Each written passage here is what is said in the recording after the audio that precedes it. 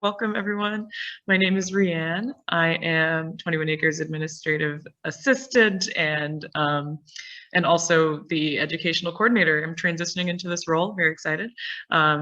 We are here today with Sarah Sue Myers, who is an incredible naturopathic doctor we've been so fortunate to work with for the last couple of years, and we've done plant medicine walks in person, plant medicine walks virtually. So we're joined by Dr. Sarah Sue in Bellingham today, and I am in Woodinville, Washington, here at the 21 Acres campus. I'm in this big, giant, beautiful room all alone, so that's why I have my mask off today. But yeah, we'll go ahead and get started. So most of you know that today we're going to be covering beautiful trees that are so important to this region and the first people of this region. They are the cedar trees of the Pacific Northwest. And we'll get into the uses, the current medical uses, the ancient medical uses that are ongoing today. And I just want to let you all know you can ask questions in the chat below. My role is going to be feeding questions to Sarah Sue if she doesn't already see them. So we're really looking forward to discussing with all of you today. Just any questions that come up, any sentiments you want to share about cedar and the beautiful relationship that we as people have to cedar. So for those who don't know a bit about 21 Acres, we are a living laboratory in Woodinville, Washington, and we serve to educate our community around climate action and what we can do to support our ecosystems through various ways. We have a gorgeous building. We talk a lot about building science, and we also have a gorgeous farm that supports our farm market. Also supports other farmers in the region that are practicing agroecology, soil health, sustainable land stewardship, and adopting sustainable living and building practices. So without further ado, I would like to give a land acknowledgement to where we are situated, especially for such a pertinent topic as cedar, the tree of life to First Nations people. 21 Acres is located in Woodinville, Washington. We're on the ancestral lands of Indigenous nations, including the Stillaguamish tribe, who are a part of the larger Duwamish and Coast Salish peoples. We acknowledge these nations and these people as the first people of this land and the original stewards of this land, and we want to honor both the land itself and the Duwamish and Coast Salish people who are past and present. And Dr. Sarah Sue is joining us in Bellingham, which is originally home to the Lummi Nation, among many other tribes. And again, we want to honor these people as the original stewards of this land. And without further ado, I'm going to hand it off to Sarah Sue. So I'll be in the chat, and I can't wait to learn about cedar. I'm so excited about this class. Thank you.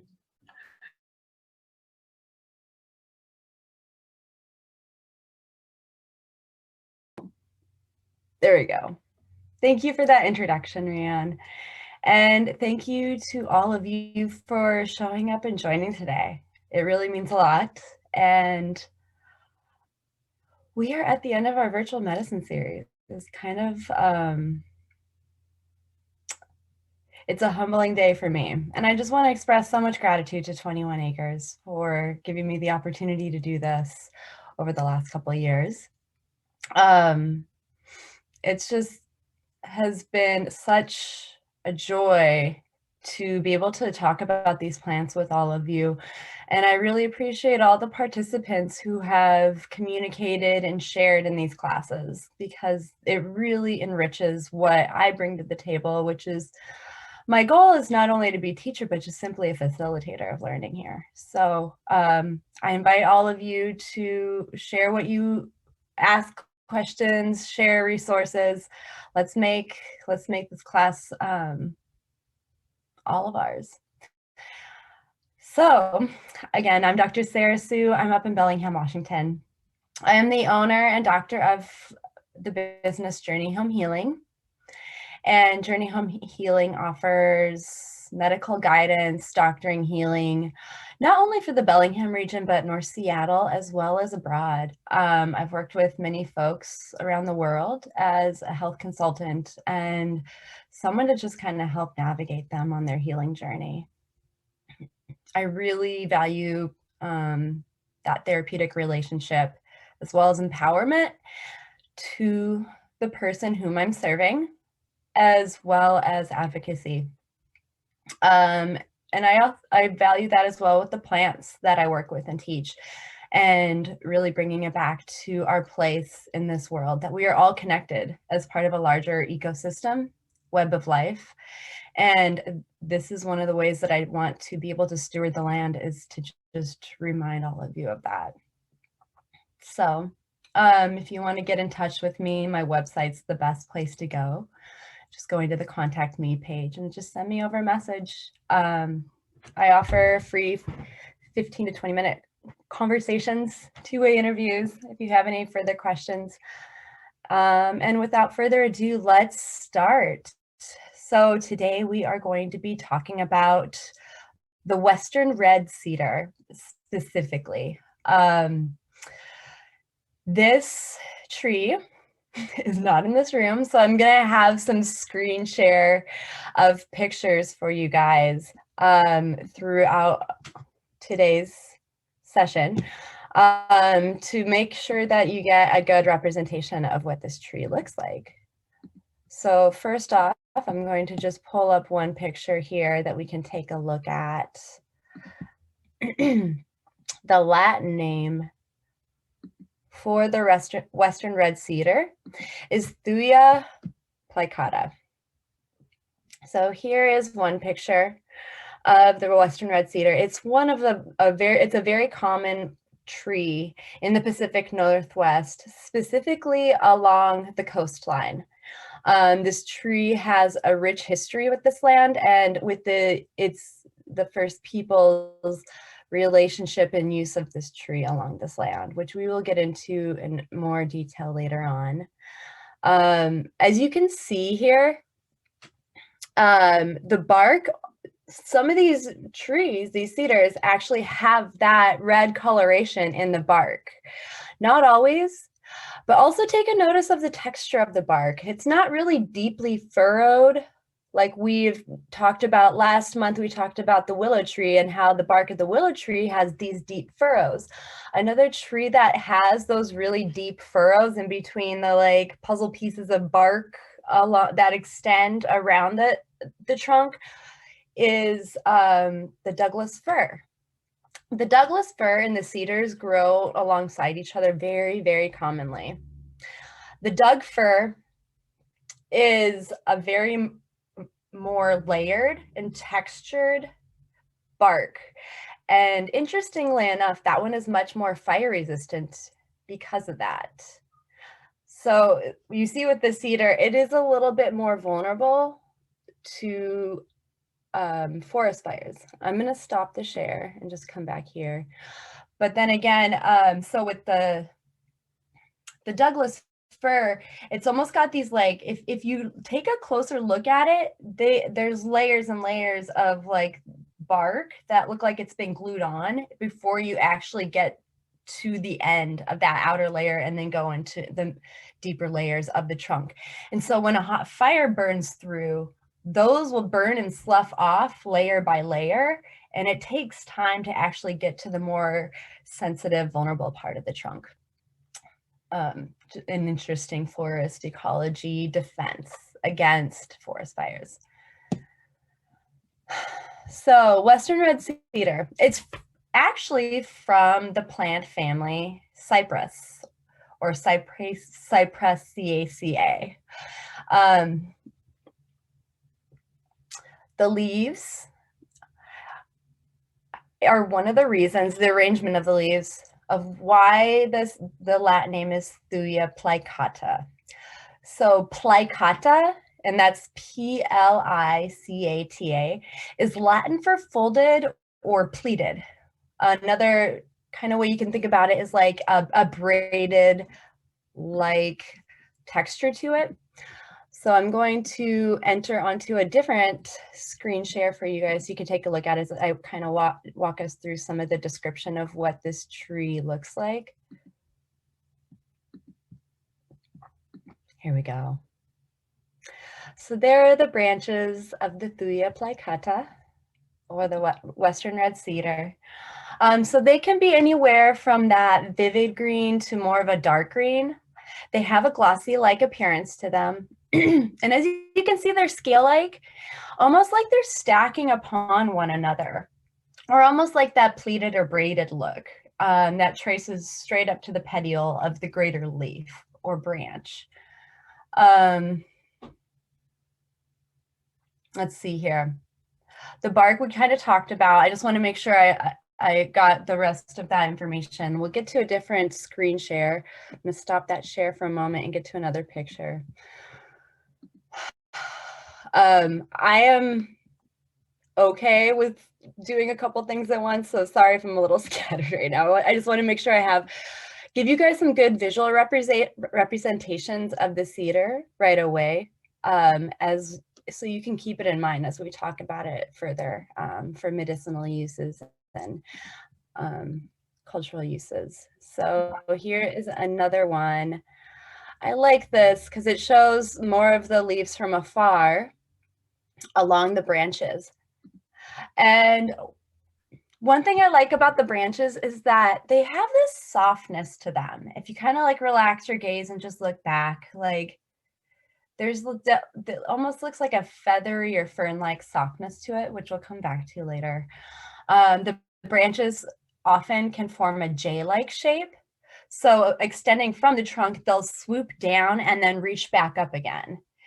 And there's many leaves along those branches, and they're typically really soft looking. They're not sharp. They don't have pointy edges to them. It's very, those characteristics can be very feminine perceiving, right? Like soft, inviting, nurturing.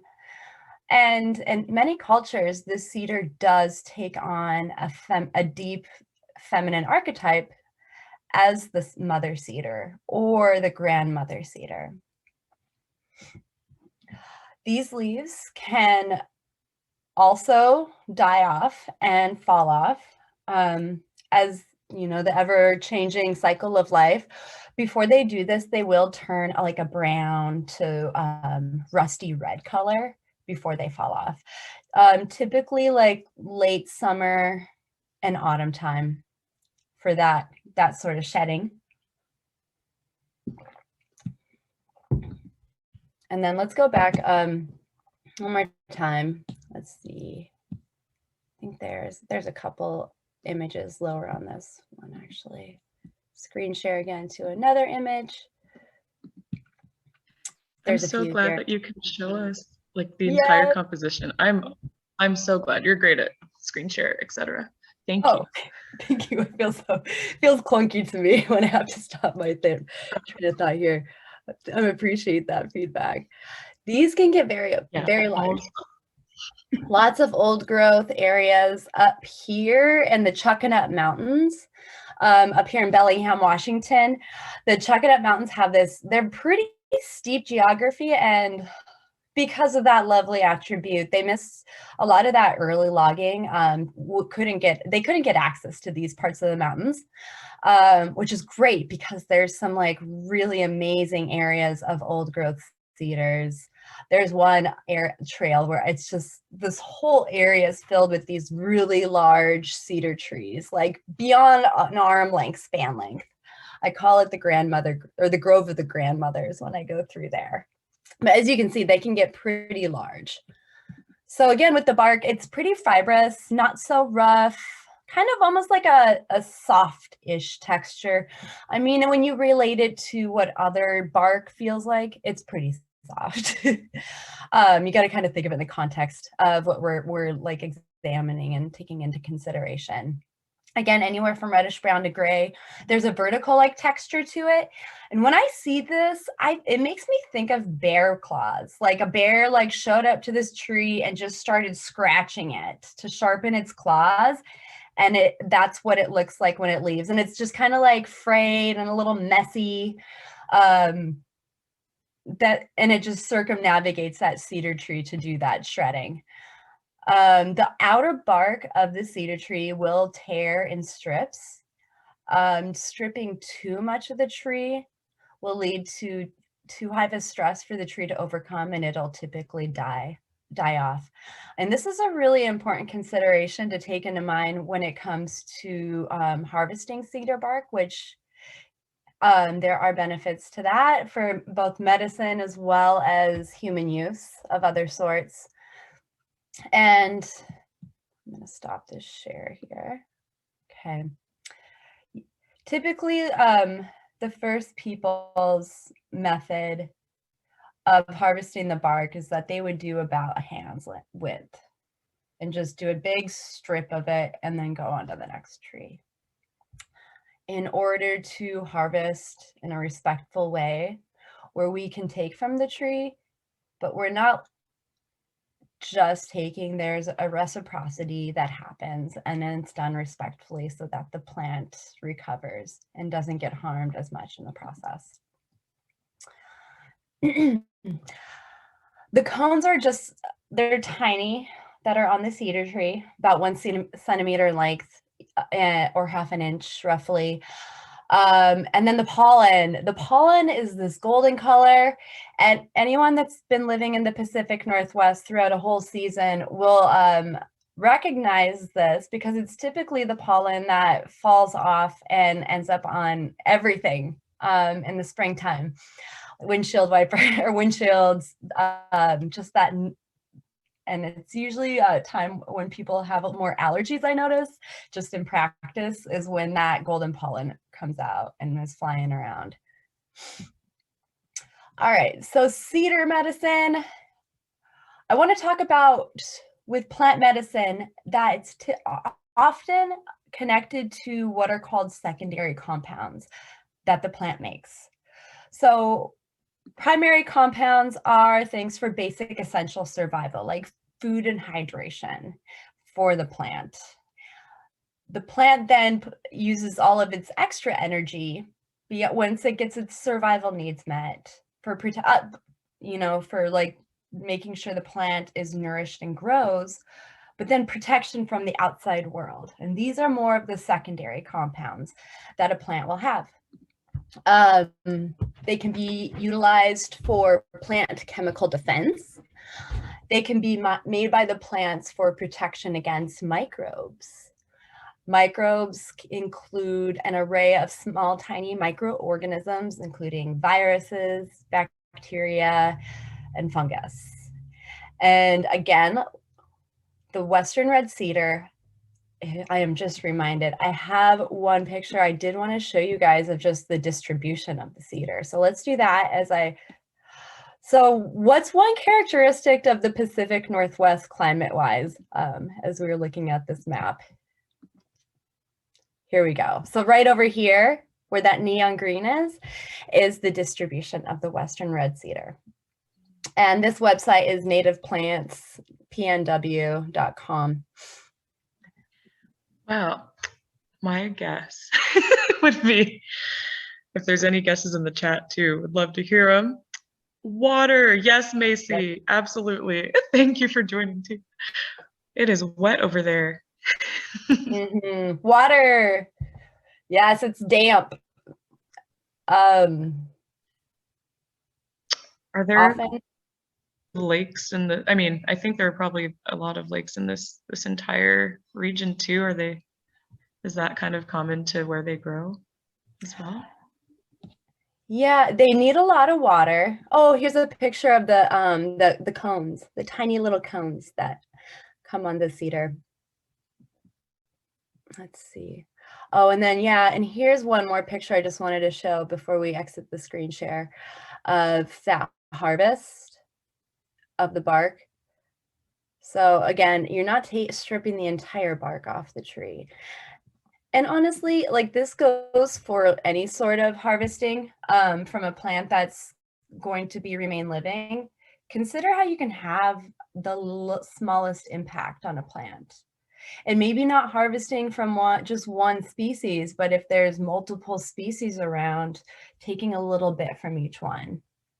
Or if you come across just one species, cedar's a little different here. Because it's a very large tree. But even in the case of cedar, or like say that you're wildcrafting, like for some willow bark, and you just come across like one willow tree, is that the best, getting a sense of like, would this ecologically benefit the plant if I harvested or would I be harming it? Would I ruin potentially like other plants propagating here in the future? These are some questions if you are interested in harvesting and wildcrafting medicine to take into consideration to do it in an honorable and respectful way. Back to the climate of the Pacific Northwest. It's just damp. And you know what loves to grow in damp, wet, moist climates? It's fungus. Lots of fungus. We talked about the mushrooms. Gosh, was that last month, Rhianne? That was last month. Yeah. I was just like humming to myself, like, oh yeah, fungus and the rest, oh gosh, the relationship between trees and fungus and the microbial buddies in the ground are astounding. So that's a really interesting connection too. The roots. We talked last class just a little bit about how fungi go all the way into the ground, connecting almost all the trees together, unbeknownst to us as we're walking on the surface. But fungi play a role in the ecosystem's survival very deeply. Yay for water. Mm-hmm. Yay for water. And that fungus is certainly cheering that too. So we have like that whole fungi family. Some of those are beneficial, and there are a lot of funguses that can grow on different plants, including trees, that could start competing for resources and become like an infection for a tree, such as a cedar, a western red cedar. So the cedar, however, is very resistant to fungal growth, which is remarkable to kind of take a step back and realize that this is the nature of the environment it grows in. And that's because of those secondary compounds. Thuja plicata, or western red cedar, I'm just going to start calling her cedar from here on out, or grandmother cedar. I'm going to give her a feminine pronoun as well. She has very strong and potent antifungal activity. And that is one of the primary activities of medicine that she can provide. And even beyond antifungal is this medicine of protection. She very much carries that theme of medicine of protection, and not just physically, but also spiritually as well, which we will get into later. But in general, for grandmother cedar, it's the antiviral, antifungal, and antibacterial properties that are really therapeutic for human use. And it could be good for any animal use as well. Virally, there are studies that exhibit antiviral action on viruses, including Epstein-Barr virus, which is responsible for the mono infection, or the kissing disease, as some people know it as. It's also known to be antiviral to different types of human papilloma viruses, or HPV, including the manifestation of warts. Warts in general, cedar has a pretty good therapeutic action for treating warts. I will say that some wart growth, whether it's HPV related or just like what are the warts that grow on the hand? Goodness gracious, plantar warts. Treating warts is sometimes better when combined with other plants and medicines. If you're working with herbal medicine, of course, there's more conventional treatment for them, like cryotherapy, getting them frozen off. But even that, it can be tricky because they can come back. And one important thing to remember with warts is that it's because there's a virus present. So it's very interesting. It's like, all right, let's go cut this wart off, but not treat the virus. That doesn't really make sense. Where maybe like a more naturopathic approach is like, all right, well, let's, treat the wart, with whatever topical agent we decide, but then let's also call upon some antiviral agents to also address the virus that led to the growth in the first place. So cedar can be really helpful for that. Other herbs that topically that are really helpful for treating warts are the milky white substance from dandelions. When you pluck the dandelion flower in the springtime and that white stuff oozes out, that is really great. Those are alkaloid compounds, and also alkaloid compounds, similar nature of this plant called greater celandine. That compound, those alkaloids are actually a bright orange color. And I've seen that work really effectively in 3 different cases. And again, warts can be really tricky to treat. So yeah, antiviral, antifungal, and again, for the cedar medicine, specific fungi that it's known to treat very well or help reduce the longevity and livelihood of include tinea species, including ringworm, as well as candida infections. And then bacterially, that would be more specifically like, well, we don't have like specific bacterial infections that like the other ones, but really helpful with respiratory infections that are bacterial in nature. And the best way to really deliver the cedar medicine when it comes to respiratory is through inhalation of the cedar essential oils or the volatile oils.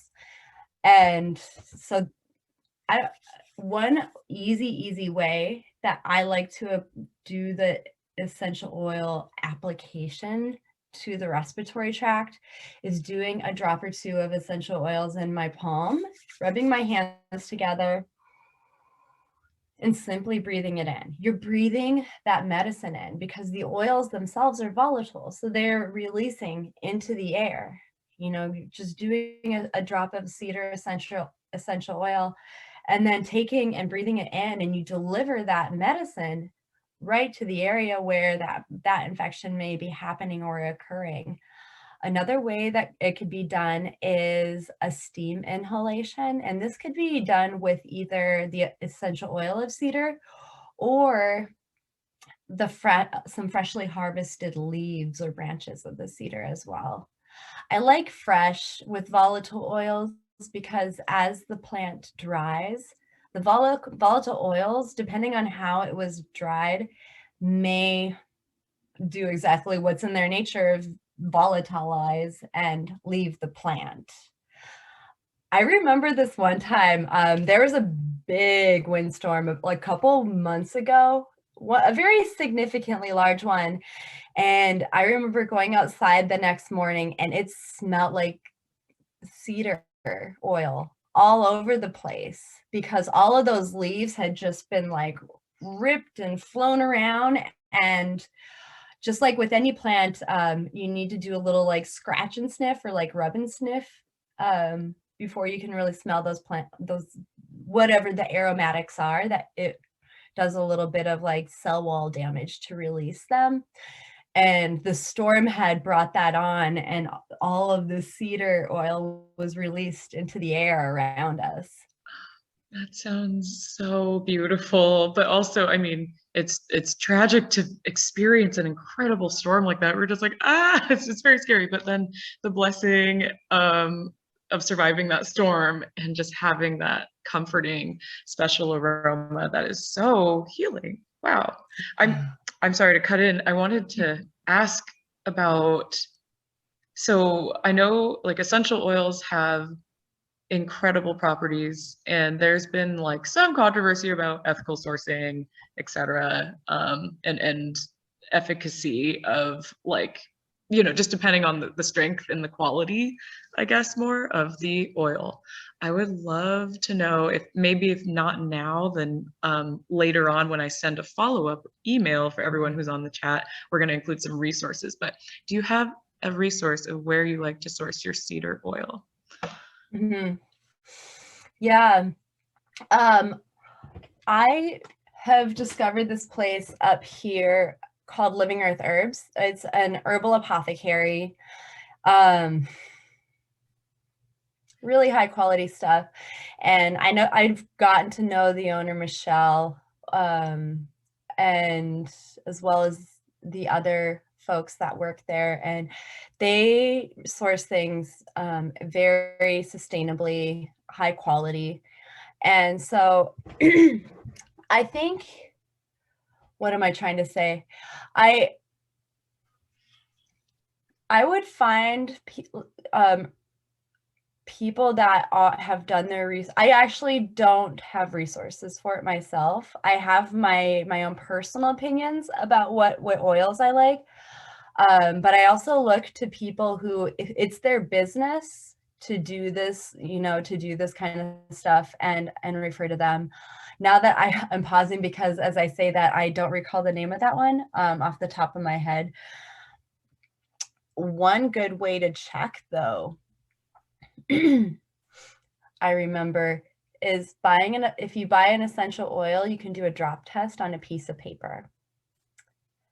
And in theory, these are all volatile oils, so they should volatilize and essentially evaporate off the paper. So the more of an oily residue that remains on the paper, that it's not fully pure. I think also getting educated on which plant you're searching for, becoming aware of, like, is this a plant that is on the endangered list, or like, is this a plant that I need to be looking for one that's not wildcraft but cultivated, because that habitat or that species is, in a stressed out situation. We're trying to give it some space to restore and recover. One example of that is hydrastis. What is hydrastis's common name? Golden seal. Like, that is one where its species has been endangered and compromised, and so finding alternatives to that one. Okay, I really appreciate that. I can find for resources on that later. Okay, I'm going to be sharing, I want to share the Living Earth Herbs website too in the chat. Yeah, I tend to very much trust my herbalists as well. Like, they're the only one that I really love that I've been to, because there's so many great ones, but is the herbalist in Seattle. I love them. I really appreciate how they respect and harvest. So that makes me feel better to know that there's there's professionals who are really doing this, who are really caring about our ecology as a whole. And yeah, I appreciate those methods of testing to make sure we know, a little as a consumer, what we can look out for. Yeah. Yeah, and I think it's important to, essential oils, I have this little bit of a charge with it at times. If you start diving into the therapeutics of essential oils, I love them. If you guys are interested in learning more about responsible use and safety of essential oils, I highly recommend checking out my most recent blog post I wrote about rosemary. In it, I include a section that talks about safe and responsible use of essential oils. The important thing to know when you're working with essential oils, it's one of the most potent forms of medicine, and you really need very little. It should be treated and respected like a pharmaceutical of the plant medicine world. Taking it internally should never be done unless you have consulted with your healthcare practitioner about it, and that you're aware of any risks that you might be in just simply with who you are, what you're taking, any health conditions.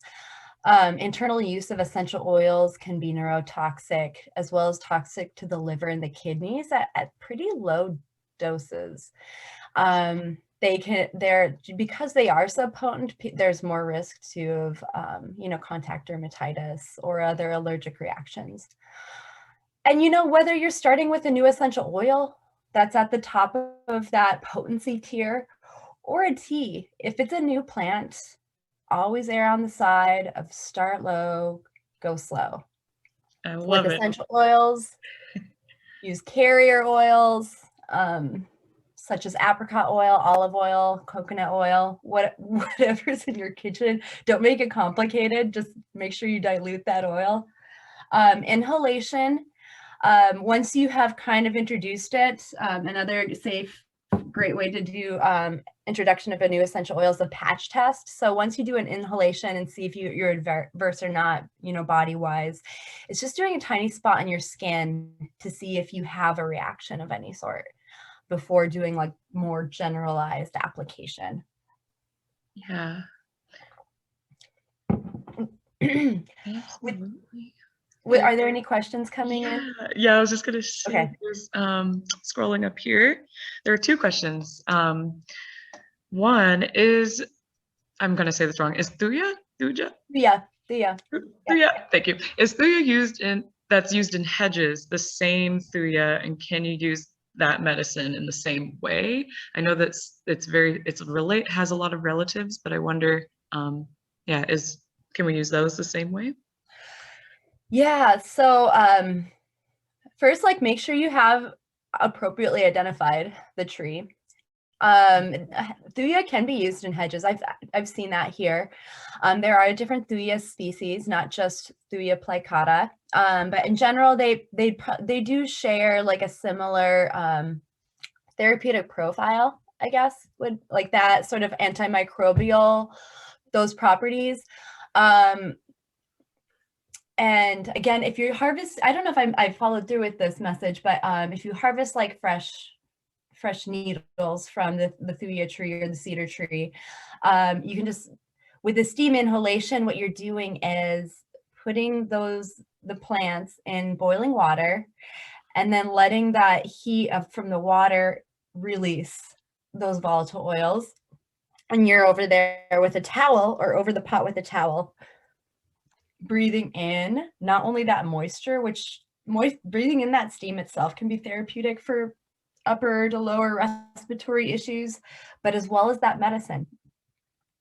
Also, be sure to test the safety if you're engaging in the steam inhalation of what's a safe distance, because steam will burn you. So get a sense of like how far away you need your skin and face to be in order to prevent steam burning.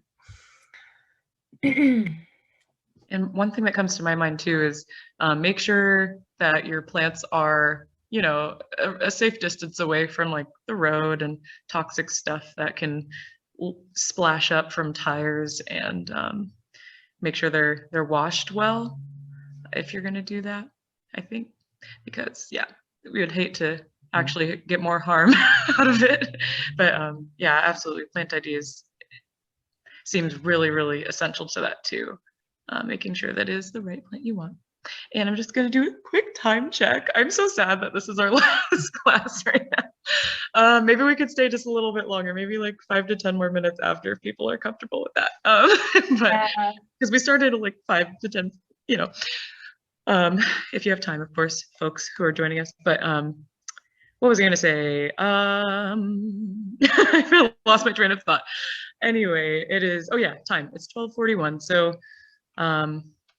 we'll just think about what else to cover. I know folks had questions about all the various methods of taking in cedar as well. Yep. Yeah, let's talk about more of that. So far we've kind of just talked about the application of inhalation through steam, palms. You can bring it in your shower and put a couple drops on a washcloth and inhale it, or next to your nose, or breathe it in. I want to talk about one of the volatile oils in particular that is very worth noting. It's called thujone. Thujone is more specifically a terpenoid. It's also found in the plants of mugwort, juniper species, garden sage, wormwood, and tansy. So thujone is toxic at low to moderate doses. Side effects of too much include nausea and vomiting, abdominal cramping, high heart rate, also known as tachycardia, hot flashes, urine retention, sleeplessness, and anxiety. Severe side effects of thujone include kidney damage, vertigo, tremors, as well as convulsions. Thuja, if you're into the more specifics of what it's doing in the body, it's a GABA antagonist. So GABA is a neurotransmitter, calming, one of the more calming ones that kind of quiets down stuff. So Thuja comes in and prevents GABA from binding to receptors. So it's basically doing the opposite of what a calming situation would be like. Internal use is contraindicated, certainly in pregnancy and lactation, as well as potentially other conditions. Thuja is more alcohol soluble. So if you were to do 2 extractions of cedar branch or cedar leaves, one with alcohol and one with water, you're going to have more thuja extracted in the alcohol extract than the water extract. So the safest route taken, if done internally, is going to be an aqueous or water extract. If you see a cedar tincture, do not take it. Unless, again, it is potentially formulated and prescribed to you by a medical professional that's trained in herbal medicine. But even then, I would advocate asking questions and seeing if there's like potentially a better plant. So how do we take the cedar medicine? So we have to go back to what we're thinking about: antiviral, antifungal. Cedar medicine often is the best used topically, as many of these are related to skin conditions. Let's see. Yeah, so examples: warts, any sort of tinea like athlete's foot, ringworm, candida, or any microbial-based skin issues. And so the cedar can be great in any sort of like salve or balm. There is this concept called synergy with plants, where if like one plant combined with another plant can have not just like be twice as effective, but like maybe 5 times more effective, which I invite you to notice, you know, herbal salves, topical salves. Notice that there are usually combined herbs, and it's really going for that synergy approach. If I was making a salve with cedar, I would probably call in medicine of calendula, plantain, potentially yarrow, or St. John's wort has antiviral activity topically as well. Those are helpful plants that would really help improve the herbal effect of cedar.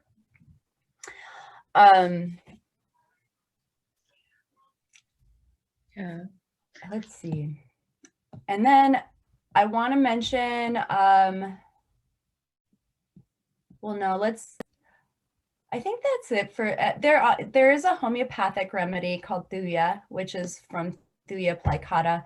Homeopathy is a medicine, or a type of medicine that has a very specific picture, though, among hundreds and hundreds of other remedies to choose from. And so each remedy has a specific picture that the patient or the person typically needs to match in order for there to be a therapeutic effect to happen. I think that is all I have to say about the medicine before we move on to the next part of cedar. So there is another question just came in. Great question. Does the Western red cedar share more in common with other cedars, or does it share more in common with cypress? Asking because they've used lavender and cypress essential oils, typically for arthritis pain. That's awesome. Yeah, that's a great question. It is going to be more related to the cypress family rather than the cedar family. It's interestingly named. It is, because it's Western red cedar is all red cedar is one word, so it does have that kind of confusing aspect of like, oh, is this a cedar? Or but it's more like the cypress, which are found, are they Mediterranean trees, or is that the cedar tree that is Mediterranean? I might be confusing. There's the Atlas cedar that is Mediterranean. And I know there's other cedar trees in the Mediterranean region as well. Yeah. Okay, thank you. And another question, would you use Thuja leaves macerated in an oil or balm, or would you use it in an essential oil rather? Mm-hmm. You would probably get more of the constituents. You would get more than just the volatile oils if you did the oil infusion, I believe. It just kind of depends too, like what's on hand. Like if you're making like, it's like, what's your like end product? Maybe you do the macerated with the oil and then add some drops of cedar oil too, as you're making the salve, you know, doing the melting of the beeswax in there. That sounds fantastic. And so does the smell. I'm just lingering again with that image you've presented us with the smell. I had a buddy who we walked around, we had our hot water, and she was taking some of the tips of the cedar and just putting it into the hot water as an immediate tea. How does that work out for the body? Because it smelled so beautiful. Oh my gosh, it felt great. Yeah, I will say, you know, unless there's like, you know, major, you know, self-care that you're needing to do beyond, like, you know, if there's like a pathology or there's a unique condition like being pregnant, for example, I wouldn't recommend it. But again, you know, if you there's a little bit of like a pinch of cedar leaves in an herbal tea mix. I've seen herbal tea blends with cedar tips or the Thuja tips in it.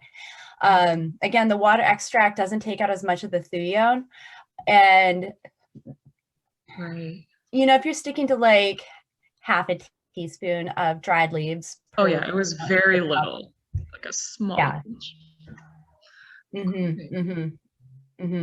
Although I will say one other thing. One other way that cedar medicine can be utilized is with the combustion of it. And First People cultures, they refer to it as smudging, where you are burning it for that incense of the cedar. Burning too much cedar or some of those other plants, like I've seen mugwort sticks as well. And mugwort is really high in thuja, and you can actually inhale too much thuja if you are burning too much of the cedar. It would have to be a lot, like putting out a whole lot of smoke. But consider like if you are burning cedar or mugwort to be doing it in a space where there's potentially some good ventilation and you're not just like consuming a closed space with smoke. I mean, even if there's not thuja in it, it's probably not the best for the body anyways. Thank you. And with that, let's just, I think it'd be good for us to move into the history of the cedar. And I just want to take a moment again, before I give the mic to you, Rhianne, to just honor cedar's place in human history, and more specifically of the Coast Salish First Peoples. It would be inaccurate for me to state that I'm going to necessarily represent the way cedar was used here. That's not quite right.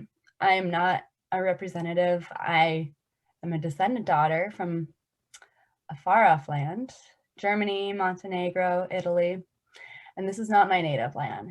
And I come here with respect and humility in order to appropriately honor cedar and the First Peoples. Thank you so much, Sarah Sue.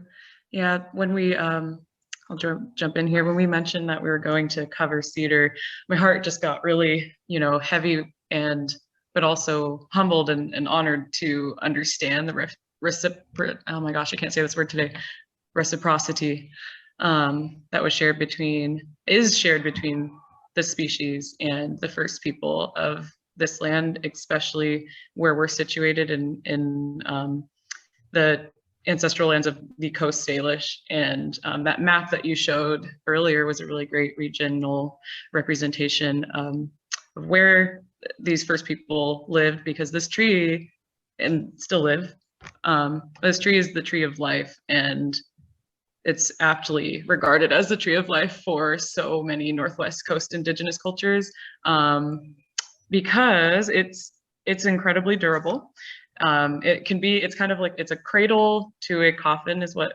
I've learned. It supports so many aspects of life, and I'll just pull up what I've written here so I can share with you guys kind of the history. So as we've mentioned, we're looking at the Western red cedar. They're vigorous and span a great region from along the coast of Alaska with the yellow cedar, which is a different species, to the Northern California coast all the way inland from the Pacific Ocean to Montana. And they're a vital component to the lives and cultures of the Northwest coastal indigenous people, especially learning about the relationship to red cedar is so special. So most of this information I've gathered comes from the Indigenous Foundations, which is a part of the First Nations and Indigenous Studies program within the University of Canada. So there's a direct quote from a website that I will share with you all as well after the session.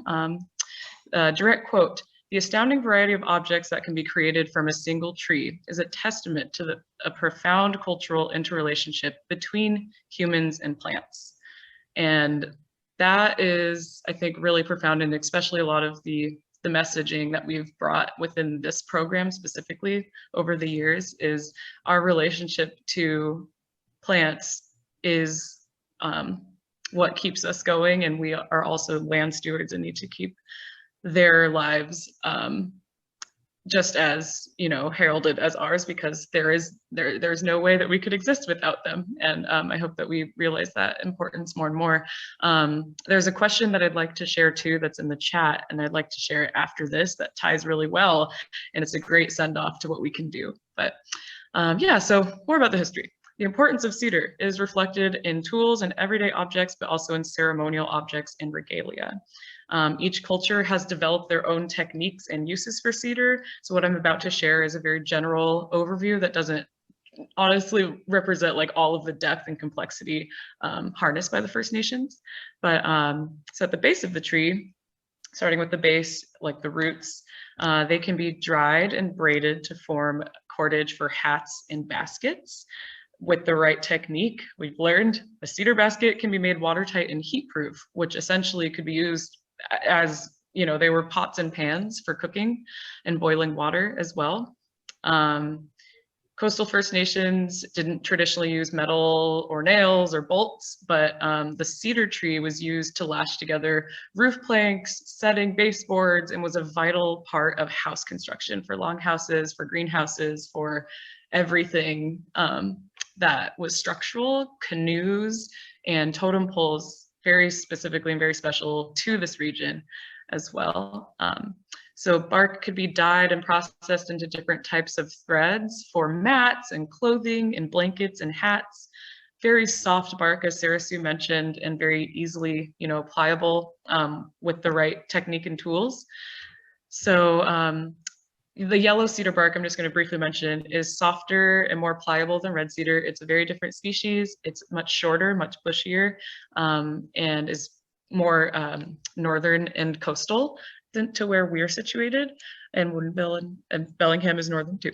But yeah, it is very, very, very soft, and it was used to make clothing and other fibrous materials. They're super absorbent as well. So women were able to use them for baby diapers, for bedding, sanitary napkins and towels, and expecting mothers even gave birth in a pit lined with yellow cedar bark to receive the infant, as it was just so, it is so soft.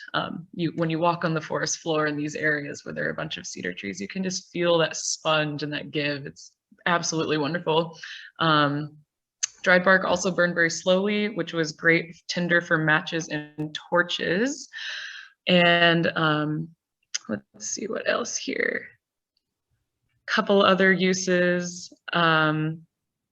They were made into hooks and spears and fishing floats. Coastal First Nations people's diet was mainly, you know, seafood was the main staple of their diet, and they developed so much of their gear from the cedar.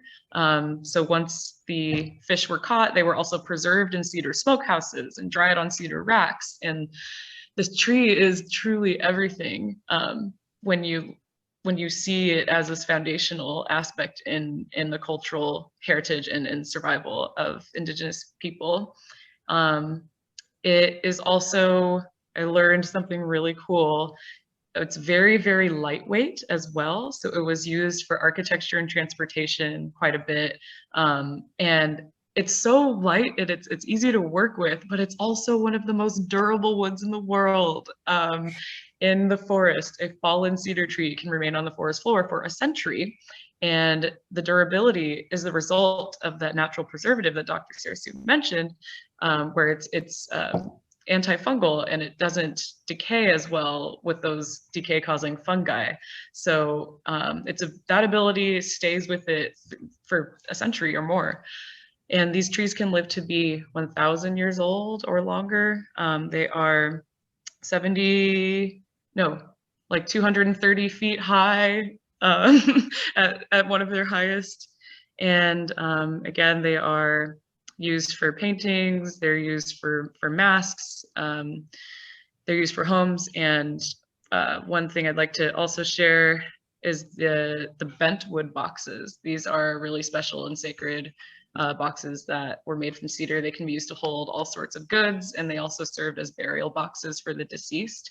So when we think about the significance to the Northwest coastal Indigenous people and just how vital this tree is as a component to their lives, and are, like, you know, as visitors, I'm absolutely not from this land originally in my DNA, my heritage, and it's just really special to learn about these trees and the preservation that can come with this. Something I want to screen share actually right now.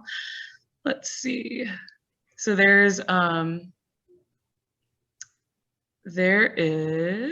sorry, let me pull this up really quick.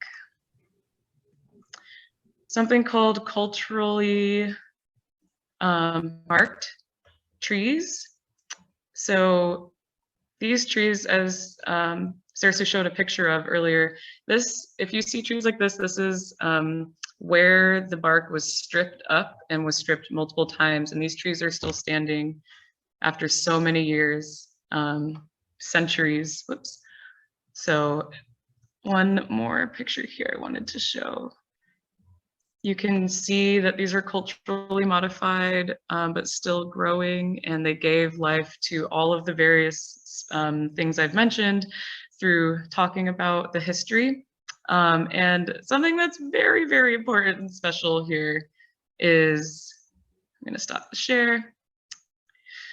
Something that's important is that these trees are recognized and protected, and especially in British Columbia, where many of these trees are found. They're considered to be archaeological sites that are preserved under the province's Heritage Conservation Act. So those CMTs are recognizable by the scars of the remaining removal from bark.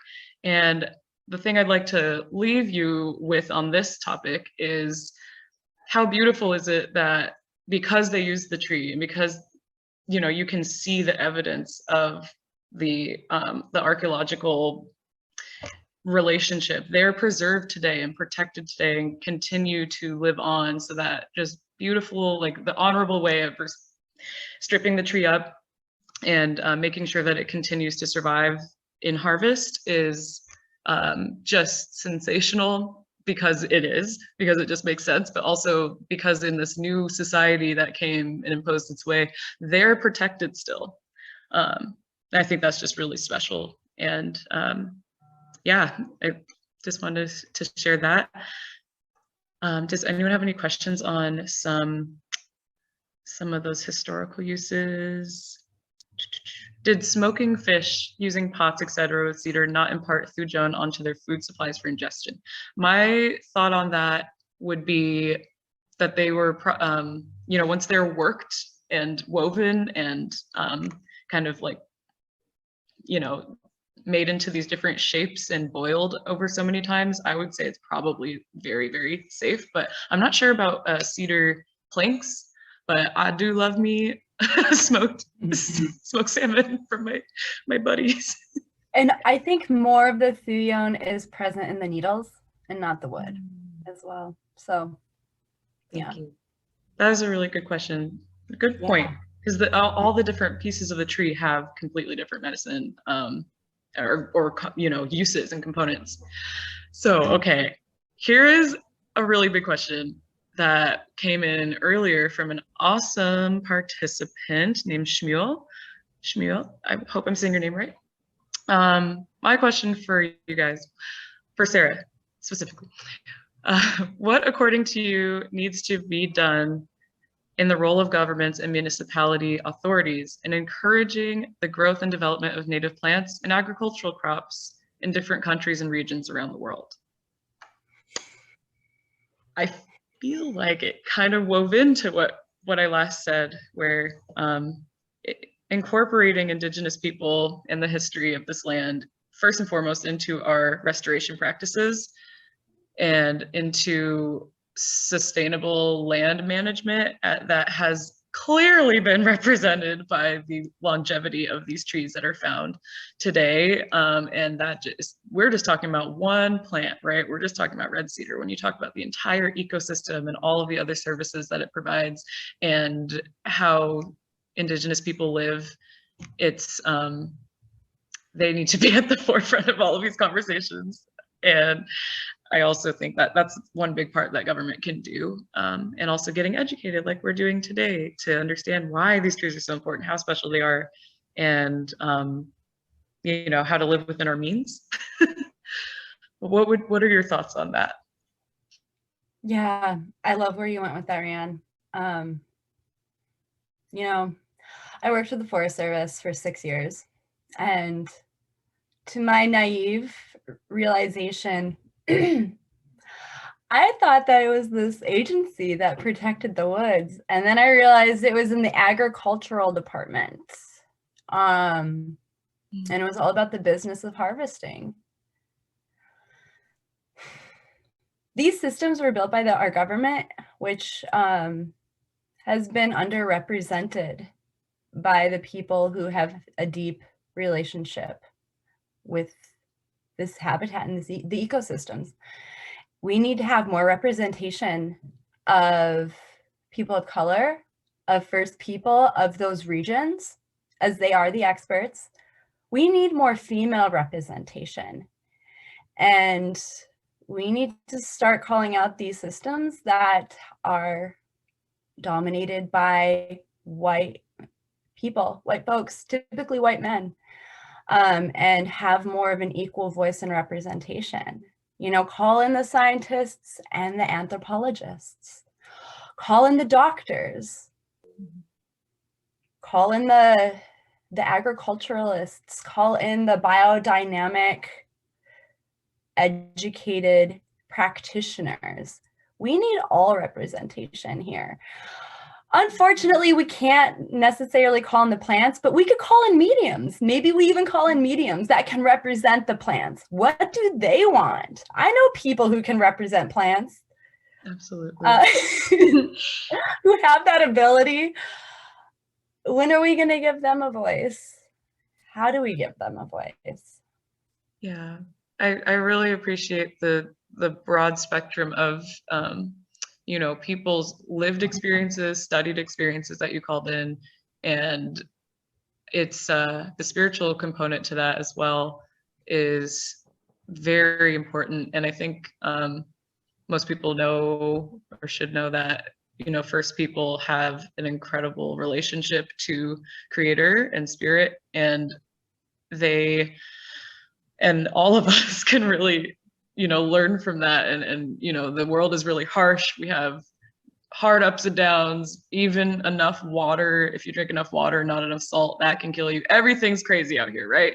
But we have to meditate we don't have to meditate, but we have to guide ourselves to a place of acceptance and beauty and honor within this system, this machine that not only takes but gives and gives and gives, and is built on that reciprocal relationship of giving and harvesting. And how do we do this in a way that sustains everyone and everything? That and all these lived experiences as well, because the representation is very much from a business standpoint it's no longer a people standpoint, and businesses are run by people. I don't understand where the humanity has gone, but I just look forward to, you know, these kinds of conversations and these kinds of, you know, platforms for people to share their experiences and to get connected back to nature, get connected to your local landscape, wherever you're tuning in from. There is magic all around you that's supporting you. And we just really, yeah, I'm so grateful we got to look into the cedar tree today as one of the most magnificent plants I've ever heard of in my life. And we live here. We're so lucky. She offers so much medicine. I'm going to be writing a blog article about this actually, because there's a whole section that just didn't happen today. And I'm really glad that this is where we went instead. I think it was really important to go here. And thank you so much for what you shared, Rhianne. That was really helpful. So cool. So if you want to learn more, get on my emailing list. Keep an eye out for the blog. It should be ready in like a month. I'm going to give myself a month. I also want to highlight with that question, how do we go about doing this stuff? Dr. Robin Wall Kimmerer. She is a voice of elegant wisdom, divine wisdom, and in the most like palatable and poetic of ways. Mm-hmm. She has a chapter in her book, Braiding Sweetgrass, called The Old Growth Children. That is all about Thuja plicata, which we talked about today. And she talks about, you know, this tree has given so much. It's the tree of life. And the question we need to be asking is, it's not enough to give thanks, but how do we give back? And I ask myself that question all the time. Answers don't always come, but I'm going to keep asking that question. And I encourage you all to do the same. Yeah. I want to end with one more, you know, in relationship to the use. The first time I read it, it brought me to tears, and they might come again. Yeah.